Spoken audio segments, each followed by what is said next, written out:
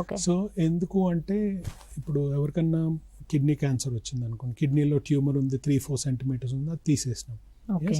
So జనరల్గా ఏమంటాము అంటే సింక్రోనస్ మెటాక్రోనస్ అని అంటాం. సింక్రోనస్ అంటే నేను తీసేసిన ట్యూమర్ వాపస్ వచ్చే ఛాన్సెస్ ఎంత, వీళ్ళు ఇంకో ట్యూమర్ మళ్ళీ కాజ్ చేసే ఛాన్సెస్ ఎంత.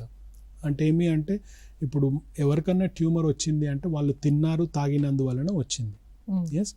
సో నేను ఉన్నది తీసేశాను, కానీ ఏవైతే కారణాల వల్ల వాళ్ళ క్యాన్సర్ వచ్చిందో ఆ కారణాలు ఇంకా ఉన్నాయి. సో ఇప్పుడు ఎవరికైనా ఇక్కడ ట్యూమర్ వచ్చింది అనుకోండి, 2 ప్రశ్నలు: ట్యూమర్ ఎందుకు వచ్చింది, రెండోది ఇక్కడ ఎందుకు వచ్చింది, ఇక్కడ ఎందుకు రాలేదు. ఎస్. సో దానికి కారణం ఏమి అంటే ఏదో నేను తిన్నది తాగినది రోజు పూస్తున్న ఆయిల్ దాంతోనే ఏదో క్యాన్సర్ వచ్చింది.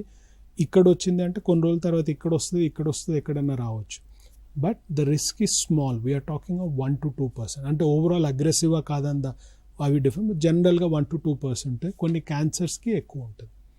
మోర్ అడ్వాన్స్ స్టేజ్ ఉన్నదంటే వాపసు వచ్చే ఛాన్సెస్ ఎక్కువ.